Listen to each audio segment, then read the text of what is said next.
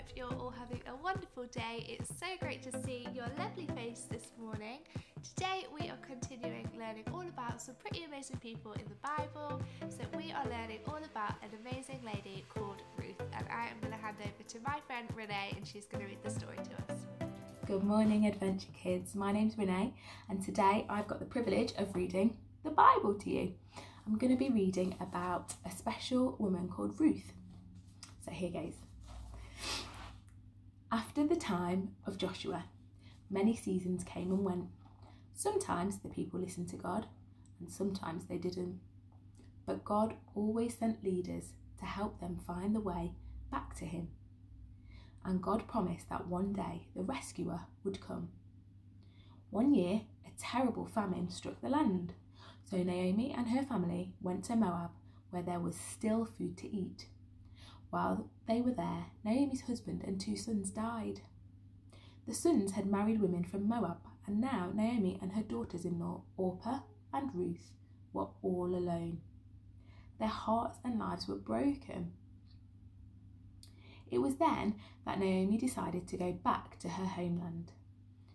Naomi said to Orpah and Ruth, "It is better for you to stay with your own people where you'll be looked after."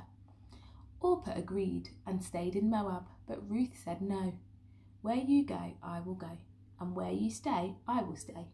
Your people will become my people, and your God will become my God." Ruth's heart was set, so the 2 women headed to Israel. Ruth didn't know anyone there, but she was determined to be a faithful friend to Naomi. So she went to work in a field where she started to gather grain. But when she got there, everyone stopped and stared at Ruth the Moabite. She looked different, her traditions were different, and she didn't belong. She had never felt more alone.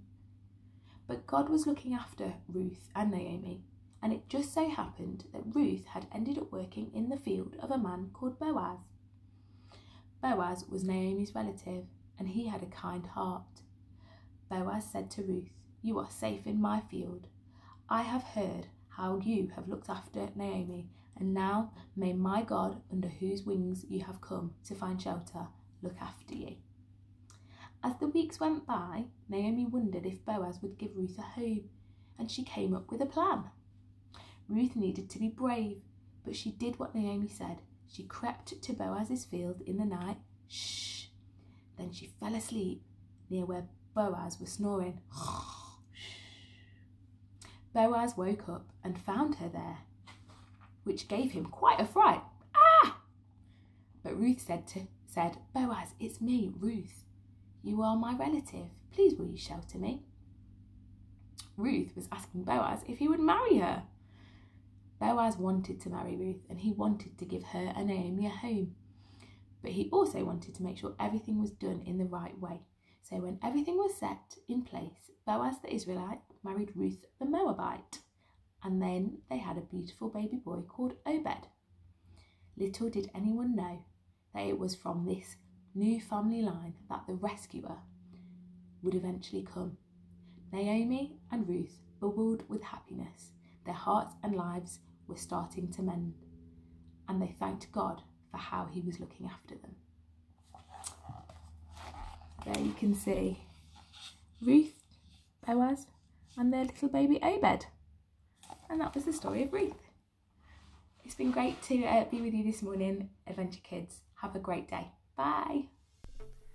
Well, thank you so much, Renee, for that amazing story. We are going to run through our 3 key points. So can you show me 1, 2, 3 fingers? There we go. Great job. So point number 1. Let's go. Ruth cared about Naomi, and she was such a loyal friend to her. She was kind to her, she took her under her wing, and she just looked after her. Even though she didn't have to, no one told her that she had to, Ruth said, "No, I'm going to stick with you, Naomi. I'm going to stick with you, and I'm going to look after you." What a good example is Ruth, that we could be a good friend to other people just like she was to Naomi. Point number 2 is that Ruth worked hard. She went out into that field and she collected grain because she wanted to make sure that her and Naomi were well fed, that they were looked after. She went out and she worked hard. And again, that's such a good example for us, that sometimes we have to work hard. Sometimes maybe your grown up goes out to work and they have to work hard so that you've got food on the table. And it's such an important lesson to us that sometimes you actually have to put in a little bit of hard work and you can see amazing things happen. Point number 3, can you show me 3 fingers again? Good job. Is that being a friend is such an important job, and God loves friendship. He thinks it's such an important thing that he gave it to us as a gift, that we could be friends with one another. We can show kindness to people we don't know. We can let them in, let them be our friend, and it's such an amazing thing. And I'm so grateful for all the amazing friends that I have in my life, and I'm sure you feel the same about all the amazing people, all the amazing friends that you have. And we just want to thank God for that, don't we? We want to thank God that he's put incredible people in our lives that we can be friends with. Today's activity is super simple. All you need is either some string and some scissors to chop it with, to be used with your grown up, or if you've got any, some pipe cleaners. So I reckon I'll show you on both. But the idea is we are going to make a prayer chain. So we are going to make something that looks a little bit like a grain of wheat with a plait.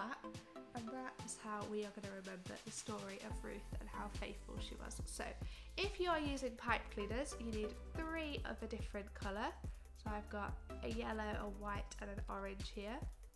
You're going to put them all together and you're going to get maybe your grown up to tie a knot at the top here. Be careful because the end of pipe cleaners are a bit spiky, aren't they? Sometimes hurt your fingers, and we don't want that. Once you have tied your knot and they're all nice and secure together, then you are going to do a plait. So you're going to take one colour over, another colour over, and keep taking the outward colour over the top one. So outward, over the middle, outward, over the middle, outward, over the middle. And you're just going to keep doing that until you have got a plait. So once you have finished, it should look something like this. And with this, you can look at it and you can remember the story of Ruth, and you can remember the way that she had to go out and she collected wheat from the field, and you can remember how faithful and how kind she was and what a good friend she was.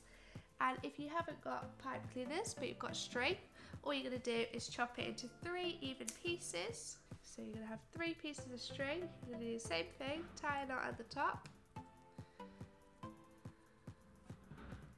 and then exactly the same, you are just going to do a plait.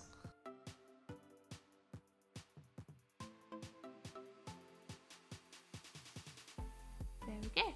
So obviously string looks a little bit more like a piece of wheat. You could keep one next to your bed maybe, or wherever you go regularly, wherever you will see it, and you can remember how important it is to be a good friend and how important it is to look after the people around you. As we've been talking about praying with our prayer braids, we are going to finish off with a prayer, so maybe bow your heads, close your eyes. Dear God, thank you so much that you love us and that you are the perfect example of how to be a good friend. Thank you that there's also so many stories in the Bible of people like Ruth who are so kind and so generous and so caring to their friends and to the people around them. Help us to be like that today, to be the best friends that we can be, and help us even when we find it hard to love people and to show kindness to them. Thank you that you love us and you care for us. Amen. Amen. Well, Adventure Kids, I hope you have had a great morning, and I cannot wait to see you all soon. Bye!